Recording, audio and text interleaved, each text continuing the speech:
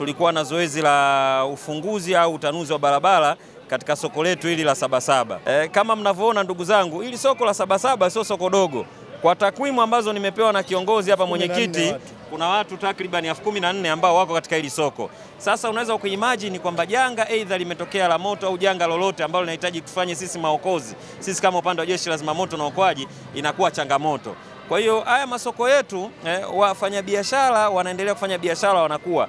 Lakini sasa kwa bahati mbaya zile njia za awali au njia asilia ambazo zilishatengwa kwa ajili ya kupita aidha magari ya dharura au watu wote ambao wanadili na huduma za dharura. Naomba niwasisitize wafanyabiashara wa soko letu hili la Sabasaba, tushaweka alama. Kwa hiyo hakuna budi kuendelea zile alama kuziacha kama zilivyo, ili endapo dharura yote inapotokea, sisi watu wa huduma za dharura ikiwepo sisi Jeshi la Zimamoto na Uokoaji tuweze kufika kwa wakati na tutoe hizo huduma kwa wakati. Lakini bado hairidhishi.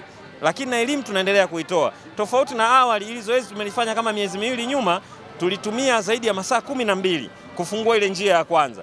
Kwa hiyo kadiri tunavyoendelea kufanya ukaguzi na tunavyoendelea kupita kwa wafanyabiashara na kuwapa elimu, kidogo mwamko unaendelea kuwepo. Kwa hiyo na sisi tunawaahidi Jeshi la Zimamoto na Uokoaji tutapita mara kwa mara.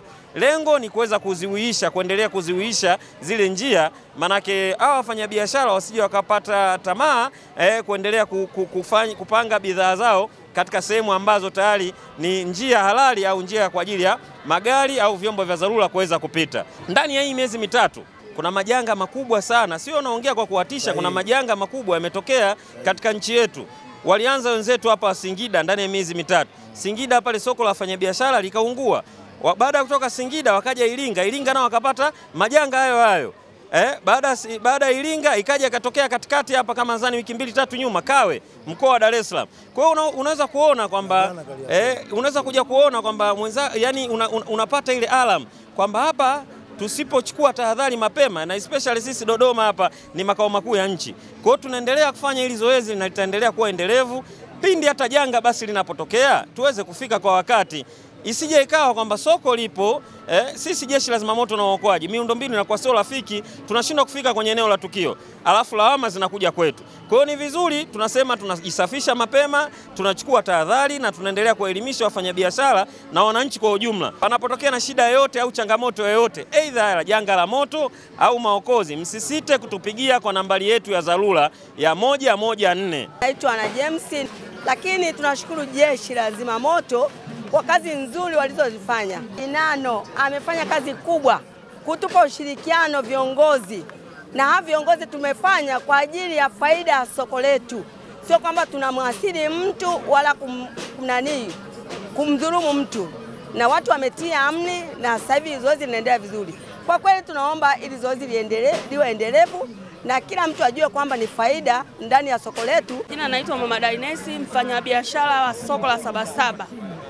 Nawapongeza Zimamoto kwa kutupanulia kwanza njia, maana mtuko tumebanana sana na waliopata hasara ni wachache tu, lakini ni vizuri kuwa na sehemu ya uwazi. Kwa majina naitwa Kombo, ni mwenyekiti wa soko la Sabasaba. Nia na madhumuni tunafungua njia, pili tunahakikisha mali za wafanyabiashara hazibuguziwi, lakini na tatu ni tuhakikishe zoezi limeenda vizuri.